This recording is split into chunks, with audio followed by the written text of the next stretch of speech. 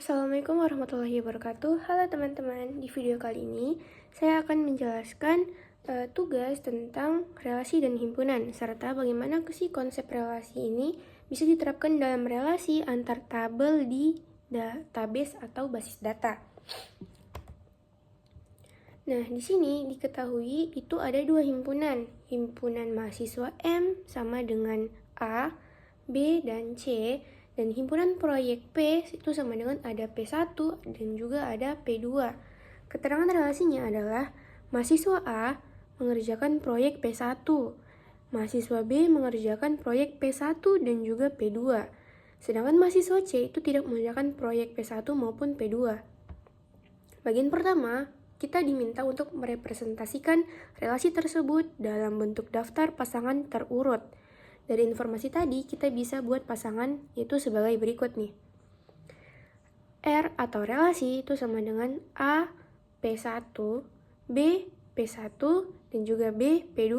Artinya, A itu berelasi dengan P1, kemudian B berelasi dengan P1 dan juga P2, karena mahasiswa B tadi mengerjakan proyek P1 dan juga P2, sementara C itu tidak berelasi dengan proyek manapun. Bagian kedua, kita diminta untuk membuat matriks relasi antara himpunan M dan juga himpunan P. Kita buat tabel 2 kolom nih, di mana baris menunjukkan mahasiswa dan juga kolom menunjukkan itu proyek. Kita isi dengan angka 1 jika ada relasi dan juga angka 0 atau false jika tidak ada relasi.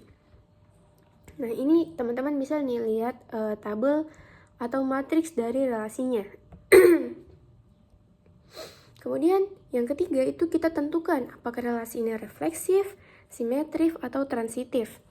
Pertama, itu refleksif itu berarti setiap elemen berelasi dengan dirinya sendiri. Karena di sini himpunan mahasiswa tidak punya relasi dengan diri sendiri, maka relasi ini tidak disebut dengan relasi refleksif. Kedua, itu ada relasi simetris. Berarti jika A berelasi dengan B, maka B juga berelasi dengan A. Di relasi ini tidak ada pasangan yang timbal balik seperti itu, jadi relasinya tidak simetris atau bukan merupakan kelompok dari relasi simetris. Nah, yang ketiga nih, ada relasi transitif. Berarti jika A berelasi dengan B dan B berelasi dengan C, maka A juga berelasi dengan C. Karena relasi kita hanya antara mahasiswa dan proyek, tidak ada relasi antar hubungan seperti itu, jadi relasi ini juga bukan merupakan atau bukan bagian dari relasi transitif. Nah, sekarang kita bahas nih bagaimana konsep relasi ini digunakan dalam database atau basis data. Dalam sistem database, itu relasi digunakan untuk menghubungkan dua tabel atau lebih. Misalnya, kita punya tabel mahasiswa dan juga tabel mata kuliah nih. Tabel mahasiswa itu simpan data seperti data NIM mahasiswa dan juga data mahasiswanya sendiri, data namanya ya. Kemudian sedangkan tabel mata kuliah itu pasti nyimpan kode mata kuliahnya dan juga nama mata kuliahnya. Biasanya juga ada tabel dosen yang mengampu mata kuliah tersebut. Nah, relasi antara tabel ini bisa dibuat melalui kolom kunci atau kolom key. Misalnya, NIM di tabel mahasiswa itu berelasi dengan NIM di tabel nilai. Dengan begitu, kita bisa mengetahui mahasiswa mana yang mengambil mata kuliah tertentu dan nilainya berapa.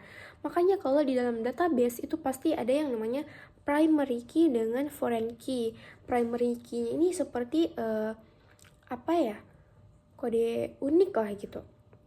Dengan jadi konsep relasi ini itu sangat penting untuk mendesain sistem informasi, suatu sistem informasi maupun sistem informasi akademik mungkin, sistem informasi perkantoran dan juga lain-lain, supaya data antar tabel bisa saling terhubung dengan rapi dan efisien.